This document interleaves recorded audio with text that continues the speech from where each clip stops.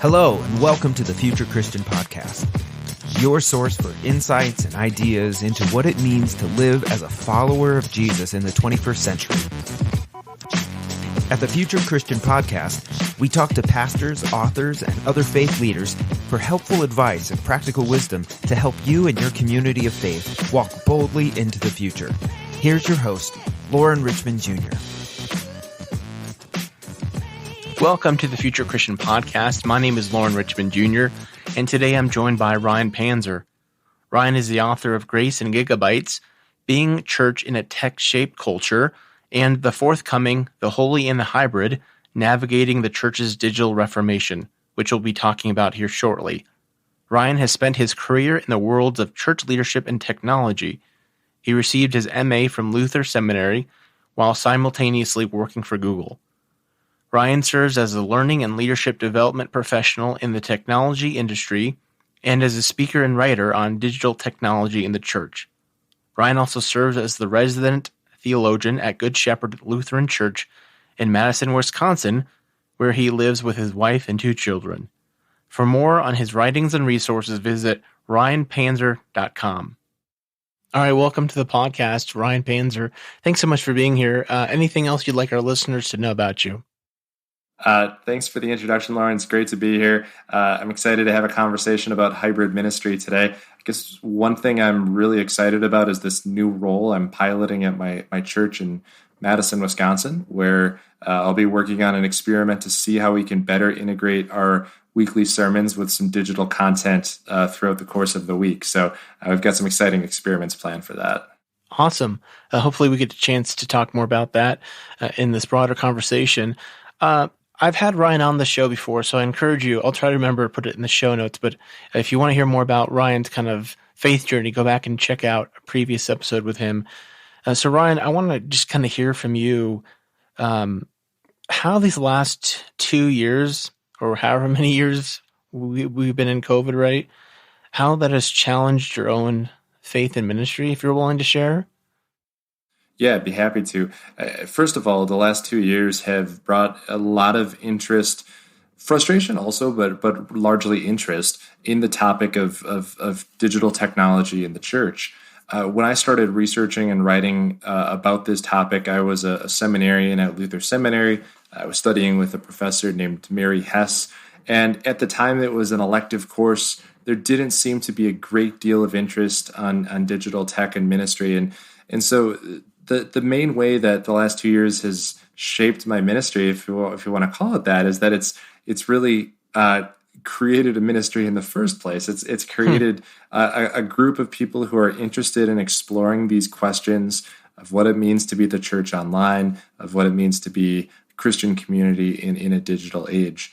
Now that's the positive. Of course, there's also been a lot of conversations I've had with pastors who are burnt out, who are resource constrained. And so it's also brought me down from the level of, what can we do idealistically with all this technology, and really shown me that there's some difficult questions we have to answer as well about priorities and resourcing and what God is calling us to be. Yeah. What's a faith practice that's kind of kept you grounded, kept you maybe sane in these last few years? Well, I don't want to say there's been a faith practice that's really kept me grounded or sane, because there's been a lot of moments where I haven't felt particularly grounded. Yeah. But I suppose just the act of writing has been helpful for me. I started my blog 2.5-3 years ago, and just every time I can clear my plate and do some writing and blogging, I don't get a chance to do it as often as I'd like, but being able to put words onto a blank canvas really, for me, feels like in some ways a spiritual practice. If I'm really going through the progression, the flow that I like, I connect a little bit of time of some scriptures, some contemplation, and then launch into some reading. But that act of writing, of putting thoughts to paper about ministry in a digital age, still remains to me a break, a practice. Something that keeps me grounded in my day-to-day. Yeah, great. Well, speaking of writing, you're the author of, is it officially out yet, this book?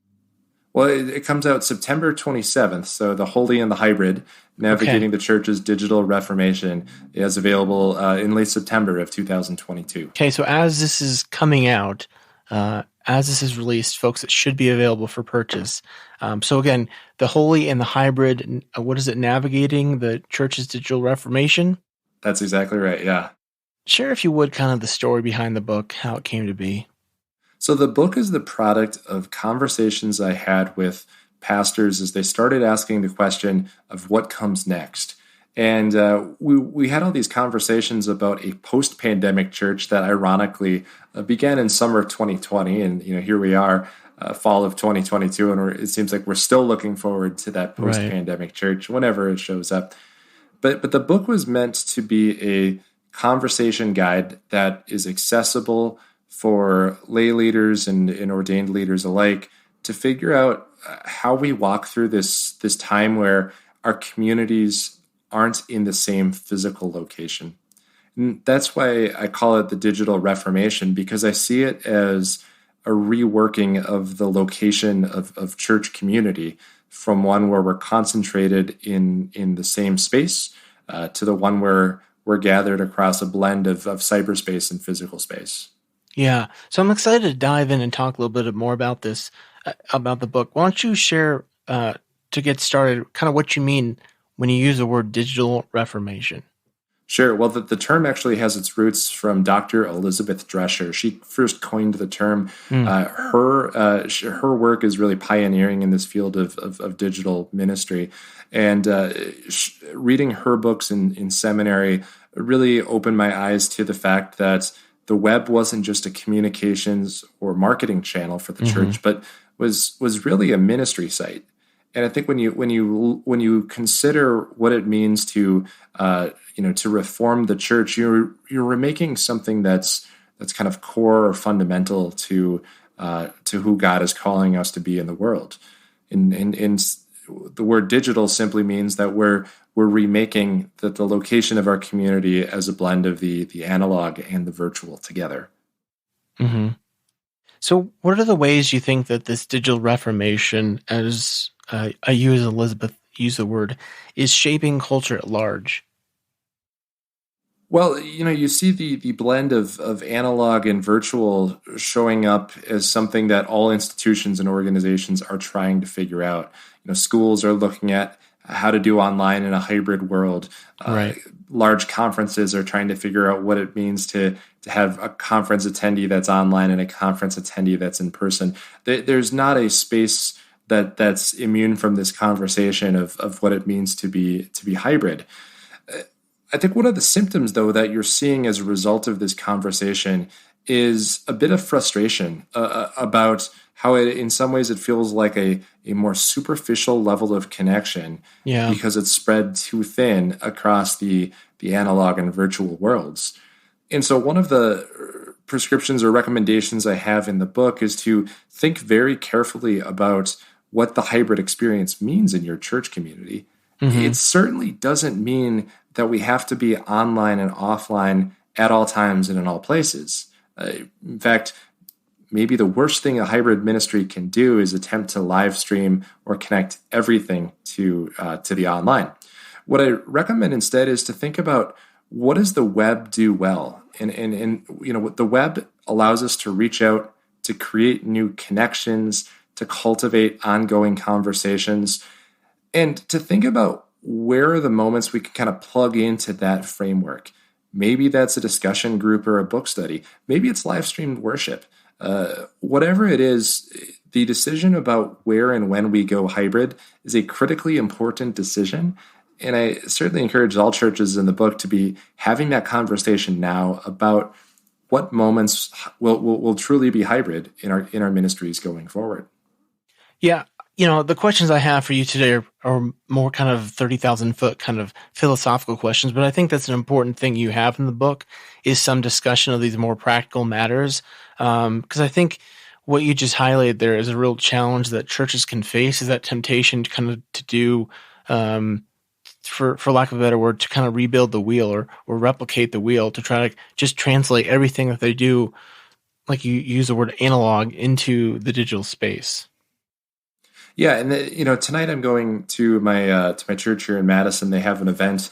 They've had it all summer long where they have a food truck that shows up. There's some live music. There's some time for prayer and group conversation, and it's a characteristically in-person gathering. We would in some ways be foolish to bring out our tech equipment and our multimedia staff and try to have some kind of online component for it.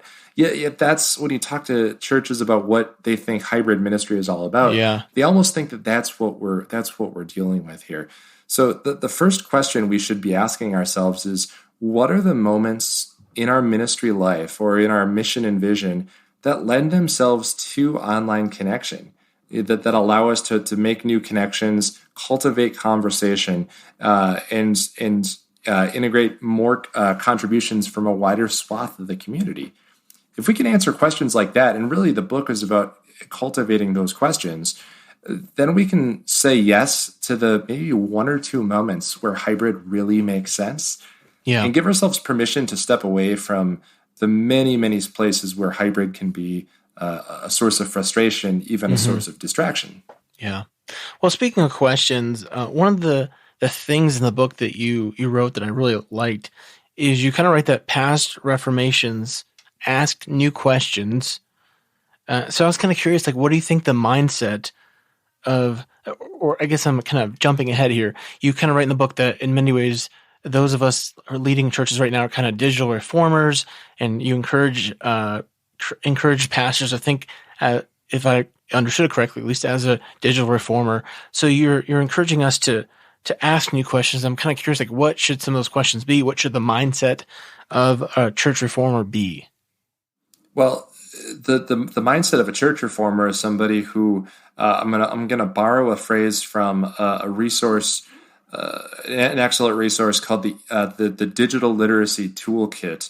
It was created by Kyle Oliver and a few folks at Virginia Theological Seminary, and it's a great guide for thinking about what are the core skills, the fundamentals you have to do in order to do digital ministry effectively. Resource that predates the pandemic. And one of the skills that they come up with in their research is having a posture of experimentation. And that to me defines what the mindset of a reformer really is.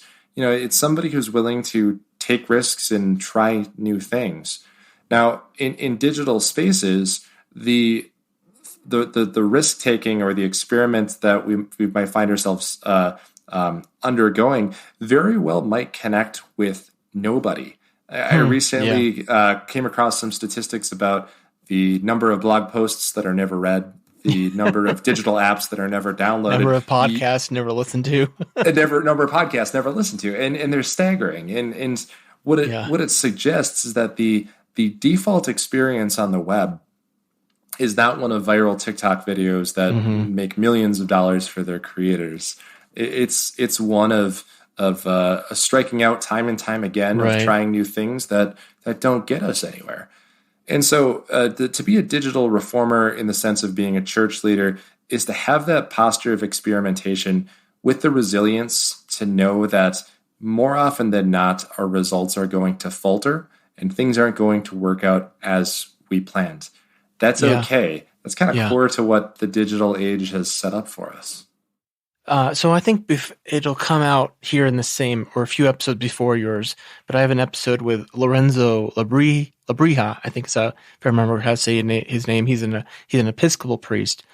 He very much encouraged that kind of risk-taking attitude.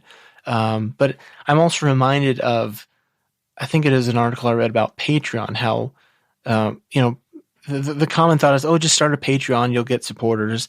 And the vast majority, it's like a tiny sliver who make really anything significant on Patreon. Yeah, I have to imagine that most podcast creators aren't raking in hundreds of thousands in donations the way, All Things Considered or Wait, Don't Tell Me. Those NPR shows might fetch during their fundraising drives. Right. Technically, I think I do have a Patreon, but if you're listening and you want to support the pod, just subscribe or leave a review or recommend it to somebody who's more than sufficient for me. So it's interesting because you talk about the posture of experimentation, but also if I read correctly, you write that the digital Reformation, rightly approached, is more about continuity than change. So tell me more about that. When we think about what's happening with our churches, what we're talking about is a change in the place of ministry. It's not changing the ministry itself. Our core theological convictions remain unchanged. When we think about the practices of worship, of prayer, of service, these are certainly things that will remain. We're simply considering the location where all of these things happen. And I think we're wise to remember that there's more similarity than difference here. It's certainly a transition, but it's not necessarily the ultimate paradigm shift that some have made this out to be. So it's an experiment. It's a major change, to be sure. That's why I label it Reformation. But in many ways, there are aspects of Christian community which remain, rooted in 2,000 years of practice that remain unchanged. I also think, going back to that idea of continuity, the Christian tradition has always been one of virtual communities. I've been a longtime follower and reader of the work of Heidi Campbell at Texas A&M University, and she's one of the world's leading scholars on digital ministry. And she writes, and she's talked to me when I've interviewed her about how St. Paul's world was just as much virtual as our own world today. Of course, they didn't have high definition touchscreens, right? But they had Roman roads and papyrus and letter carriers and deacons that brought the messages to lands near and far. And so Paul's communities were rarely sitting in the same room. They were virtually distributed. They weren't all in the same space. So in some ways, this digital Reformation is a rediscovering of the historical roots of the church, where we were connected by letters, by mass communication, by travel, and we didn't always find ourselves sitting next to one another on Sunday mornings. Yeah, interesting. I want to share a quote here from your book, kind of speaking to that continuity. I wasn't going to share it, but then your where is it now? I can't find it. About the word and sacrament being like the theological foundation of the church is the grace of God encountered first through word and sacrament. Service to neighbors, our response to God's redeeming action. It turns us outward to love and serve our neighbor, which I think is just a great quote. Well, thank you. And of course, that's thousands of years of Christian theology. Sure, and, I'm a Lutheran, so you can probably hear some of my Lutheranism come through within that quote. But the reason I come back to that quote as being kind of a basis for the argument I'm trying to establish in the book is that I'm arguing that when we gather in person, one of the things that our in-person gatherings do really well is that they equip us to serve our neighbor, to love our communities, and to do good works. And what I'm trying to get at here is that it's not these acts of service that form the church. Rather, it is the grace of God encountered through word and sacrament that turns us that turns us outward. I think that's a really important thing for us to keep in the back of our minds, because in some ways, it's what separates the church from many of the justice movements you'll find in digital spaces. Certainly those organizations, those institutions are doing amazing work in the world, but it's what separates the church from a social movement per se is that we have that rootedness in our word and sacrament, and that's always what turns us outward. So what I'm saying in the book is that the reason we gather in person is in many ways to be nourished for that service, to be fueled by communion, which turns us out for lives of justice and service to the neighbor. And that's what I think one of the really appealing things about church these days is it provides that foundation for our work. It re-energizes us. It refuels us. In many ways, it empowers us to do work and to do works of service and to do works of justice more effectively. Yeah, I'm going to nerd out for a little bit because I'm a church nerd, and I think this is what I love about church is that when we talk about all these kind of efforts, especially around social justice, I believe at least that what can make church so compelling is that, we're essentially giving people like the foundation of why we think Black Lives Matter, why we push for LGBT equality, at least from my perspective, because this is what the gospel teaches us. Like it's rooted in the gospel and the good news of Jesus Christ. So I really appreciate, having that be the foundation of what we do, whether it's something that seems ancillary like tech, making sure it's rooted in what our mission and values are. Yeah, a few weeks ago, I listened to your interview with Shane Claiborne and his work on gun reform in the United States, and he shared that story about how he's working with these activists to actually turn firearms into farming implements. Yeah, and I thought, what a beautiful illustration of how what Shane has encountered through his life in the church, the witness of the gospel in his life, has really fueled his passion and invigorated his ministry, has given him momentum to go carry out this really difficult work in a world that needs it. Yeah. On a more practical level, and I think this is one of the things that I was perhaps surprised about when I read your book, is I expected there to be more kind of disruption, advocating for more disruption, I guess. And what I'm reading or what I read, and I think if I'm hearing from you, if I'm understanding you accurately, and I'm hearing this from other church leaders too, is like there's going to be more that stays the same than is different. And I guess I'm kind of surprised by that, but I guess it makes sense too if we think about what these foundational things are. Is that fair? Yeah, I really do think that's fair. The idea that the digital Reformation is going to remake what Christian community is all about is certainly out there and widespread. I think it causes us to reevaluate our location of ministry, which then leads us to reflect on our staffing structures and how we're organizing. It causes us to reflect what we do best online and what we do best when we're gathered together. But I like to lead it in some ways with that reminder that this is continuity with a 2,000-year tradition. We're not abandoning the practices that are core to our faith. And when we remember that, it helps us to keep this work in perspective. It helps us to imagine it in a way that makes it sustainable.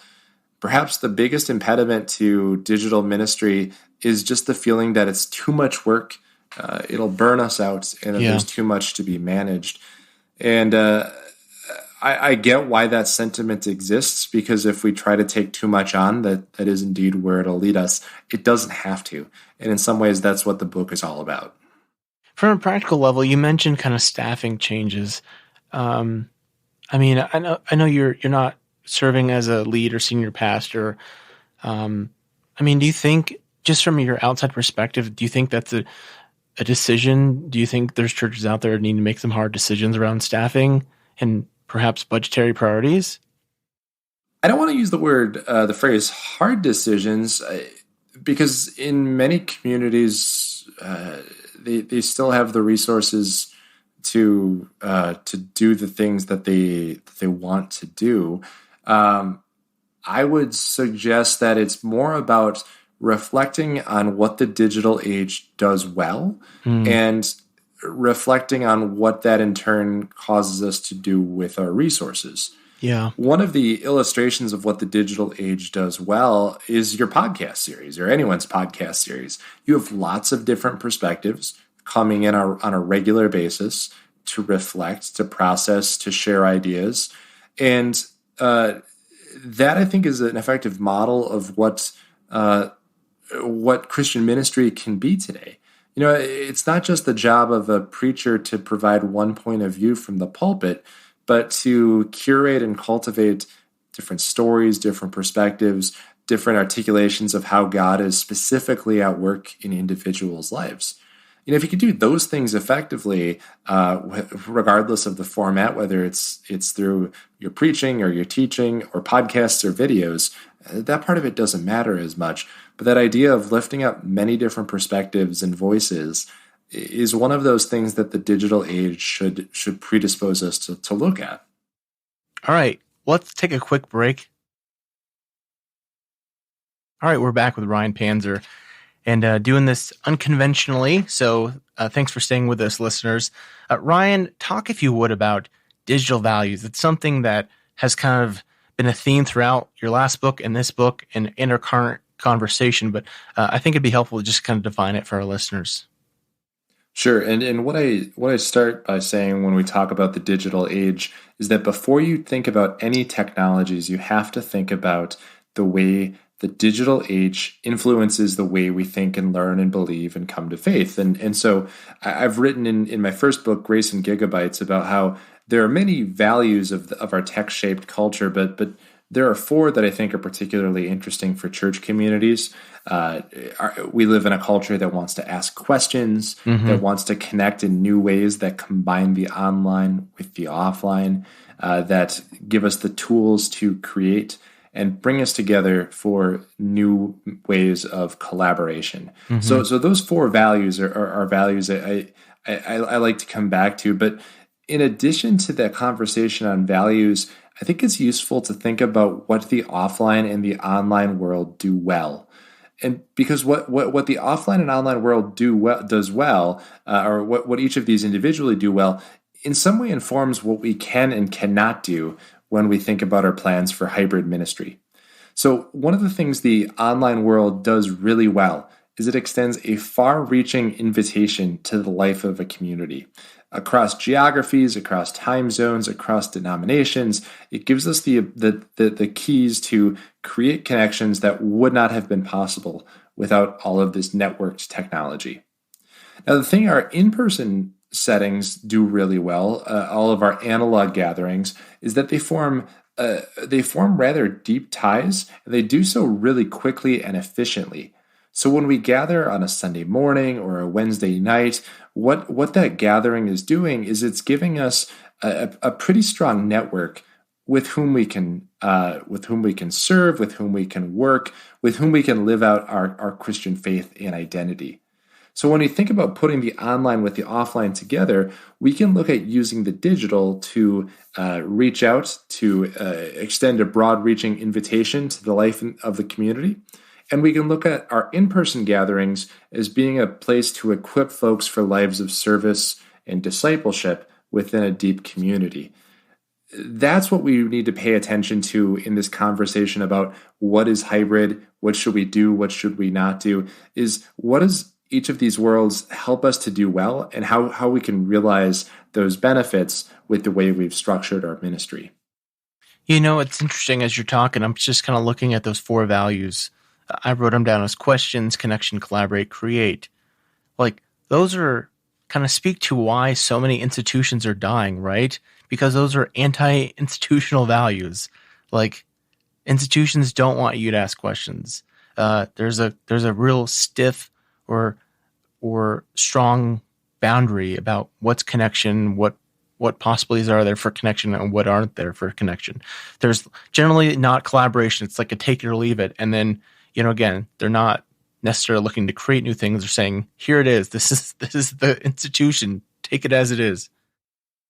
What you're experiencing there is the tension between a network and a hierarchy.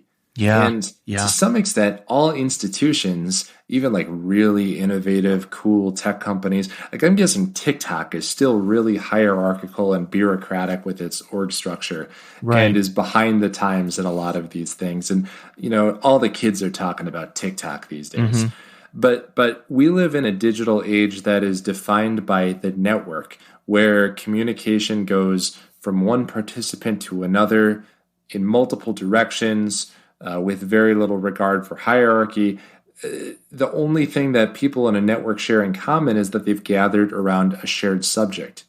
Now, that's really difficult for the church to get its mind wrapped around, because we have evolved to be not necessarily hierarchical for nefarious purposes, but hierarchies are what allow the church to have an institution, to perpetuate its own existence, to have accredited leaders. what so many of us are experiencing right now is the tension or the pull that comes when an institution that is structured around very rigid hierarchies meets a world that is rapidly moving to a networked model of connection. There's a book called Networked, the New Social Operating System, that explains some of these changes. Parker Palmer, a philosopher of education, is also quite a good author to read if you want to understand what some of these changes are bringing about. And across Christian seminaries, there's professors like Mary Hess and Jeffrey Mahan who are teaching about these ideas, that there's really a new social operating system at work, and that's what's causing so much of perhaps the frustration that church leaders are feeling when they ask the question, why aren't things working right as we might expect them to? Yeah, it leads into, I think, something I wrote down from your book, that two practices that must be preserved from kind of this online worship that took place during COVID: easy access and front row seats. And I wrote that down. Kind of the notes I made to myself was kind of a parody of experience. And, so what is parody of experience in worship and faith formation? That's how I read it. What does that look like? Well, put it in the context of a hierarchy versus a network. If you're truly in a network, you should be able to participate in that community regardless of your physical location. That means accessing worship, accessing discussions, accessing classes in a setting that is convenient to you, online or offline. And so when we think about like some of the aspects that we want to preserve from the days when our churches were entirely online in the early days of COVID, really it's that choice of access, where whether you're joining online or whether you're coming to the building, you still feel like you are an equal and valued and esteemed part of that community who has access to everything that community has to offer. Yeah. One other quote that stood out to me from the book is you said that the church will never be entirely virtual. And I kind of made an add-on myself and wondered, like, should it never be entirely virtual? Yeah, I make the argument that the church at large will never be entirely virtual. There's always going to be a need for neighborhood-based, geographically concentrated community. I don't see how you can experience the depth of relationality and the ability to equip individuals for lives of faithful service without coming together sometime. Whether it's once a year, whether it's once a week, whether it's daily, there has to be some level of face-to-face interaction for that to happen. And oftentimes that face-to-face interaction is best when folks are coming from a shared geographical center where they can kind of speak to the same sets of day-to-day experiences. Now, there will be experiments, of course, with digital-only forms of church community. I think you can make the case that this podcast, that this show, is in some ways one of those experiments. But there are examples you can point to. There's a church called the VR Church, started by Pastor DJ Soto in Florida, that exists entirely in virtual reality. There's a church started by Pastor Colleen Montgomery that exists entirely through podcasts and Instagram posts. Even the Episcopalians and the Lutherans are experimenting right now with what it would look like to do church effectively in the metaverse. Yeah. So there are experiments, and I'm not trying to discourage those in any way, but for your typical everyday pastor, if such a role even exists anymore, what I wanted to do with that statement is really just help them to let go of the fear or the anxiety that someday our communities might be entirely in the cloud, entirely in cyberspace, because for the most of us, I just don't see that becoming the default experience. Yeah, what's interesting about perhaps I need to have on one of those folks you mentioned about kind of the VR Metaverse Church. I mean, it's interesting because you can show up, not as maybe your physical appearance, but what you might perceive as your true self, right, in a metaverse type situation. Yeah, and DJ Soto has done a lot of work about just articulating what you just said, that when you show up with an avatar in VR, in some ways you're showing up as a more authentic representation of Right. you than when I, show up at in clean dress pants and a button-down shirt and polished shoes on Sunday mornings.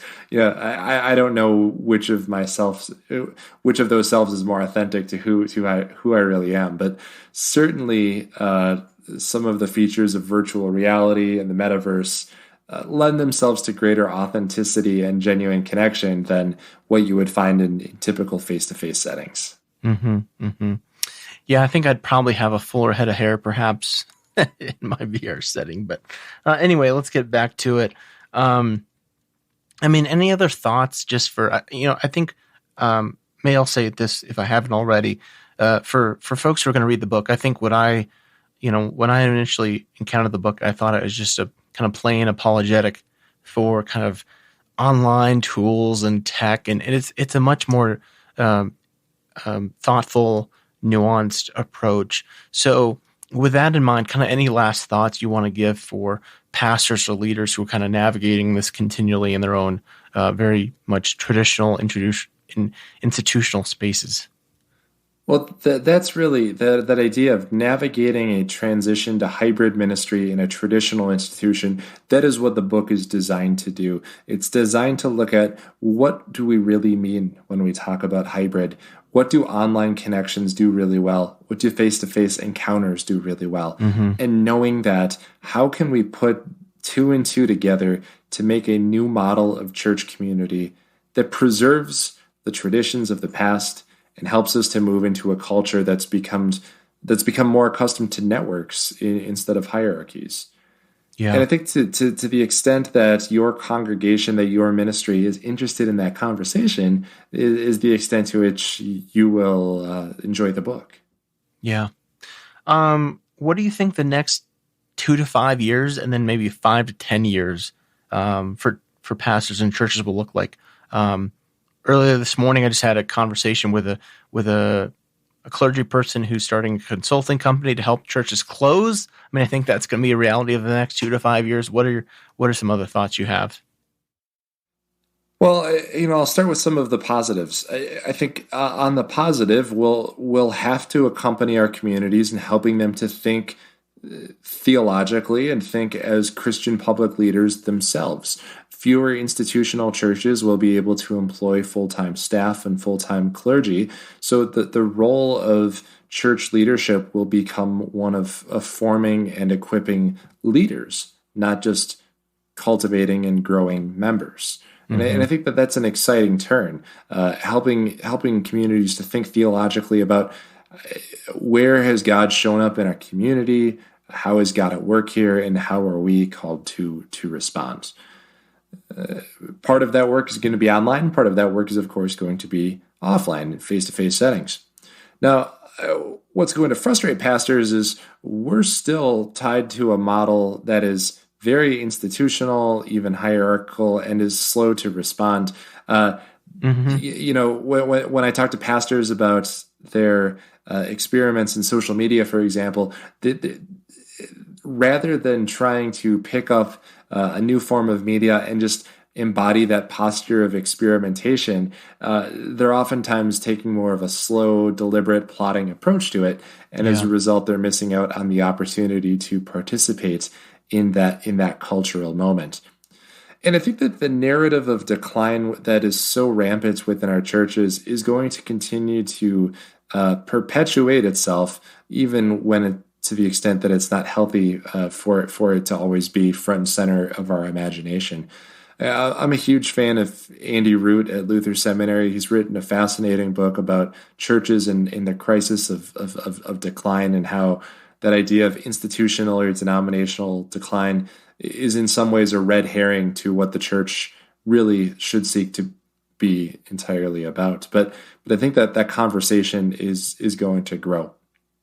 So, 5-10 years from now, I think we'll be looking at a church that is less centralized, less institutional. Yeah. I think we'll be looking at a church that is more dependent on theological thinkers who, in some ways, are self-organized online and offline for the purpose of responding to God's call in the world. And beyond that, who knows? Who could have predicted what would happen in the last? It's been 900 days now since the COVID shut our churches down for the first time. Who could have predicted all that would have happened? So, so much of this remains to be seen, but it sure will be an interesting time to follow in Christian history. Yeah, it will be. I'm just continually what's going back and forth in my mind is just this contrast of your network imagery versus kind of the hierarchical institutional imagery. One thing kind of related, and this is kind of getting into the weeds a little bit, but I can't help but think about it, is one of the things that I've noticed, and maybe I'm alone in this, is that traditional forms of worship in mainline churches tend to be very, very high church, very you need almost I've literally seen one church where they had a manual for how to participate in worship, and given to your values of easy access and kind of do mainline churches, especially those who have a more traditional worship style, do you think they need to think about simplifying worship styles? I mean, this is a really practical question, but I'm kind of curious, how do you think worship styles kind of fits into, and again, is a loaded question for sure, right? So maybe you want to pass, but I'm just kind of curious your thoughts. Well, it certainly calls us all to be liturgists and thoughtful liturgists with the way we construct liturgies. The aspects of the service which are perhaps least conducive to streaming are the aspect of the service where everybody processes to the altar for communion and passing the offering plates. Both of those are awkward for the at-home online viewers. So, yes, this will be a time for liturgical experimentation, to be sure. What I want to be careful of is saying that we have to get away from the rubric or the patterns that have defined liturgy, because those give us a practice, they give us a language. And when we think about what the digital age is often all about, it's giving us new practices and languages to explore. And I think that the liturgy is the language that the church has for talking about something that is impossible to fully express, which is what God is up to in our world. So I actually would go the other way with that question and say that the format of our liturgy will not become less formal, but rather it will become more attended to and a more central source of conversation and discussion about what the church should be. That might even mean our rubric becomes fuller, richer, more even in some places more complex. But I, as a good high church liturgical Lutheran, I'm going to stick my neck out for the liturgy every time. Love it. Perhaps you can hear my low churchiness here in that question. Great conversation. Great. All right, this is good. Thanks again, Ryan, for your time. Share, if you would, how people can connect with you, get a copy of the book. Sure. Well, to connect with me, my website is www.ryanpanzer.com. The Holy and the Hybrid hits bookshelves on September 27th, and it'll be available wherever books are sold. Luther Seminary does have a free preview chapter up on their Faith Lead portal. If you don't want to pay for the book, but just want to read the intro in the first chapter, that's available for you now. And if you want to follow some of our experiments, Good Shepherd Lutheran Church in Madison and Verona, we're going to be looking at how to better integrate preaching themes with digital content throughout the week, and that's an experiment that will be starting on Sunday, October 9th. Well, thanks again for the conversation. For our listeners, we kind of had to do this over 2 days because of tech challenges. So, Ryan, I really appreciate your hanging in there and making this work for me, because I wanted listeners to be able to hear this conversation. And thanks for your time. And I'll leave you with something you'll appreciate here as a high church. May God's peace be with you. And also with you. Thanks for joining us on the Future Christian Podcast. To learn more about Lauren or the podcast, visit future-christian.com. One more thing before you go. Do us a favor and subscribe to the podcast. And if you're feeling especially generous, leave a review.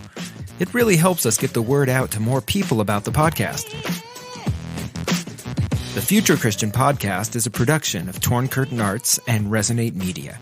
Our episodes were mixed by Danny Burton, and the production support is provided by Paul Romig-Levitt. Thanks, and go in peace.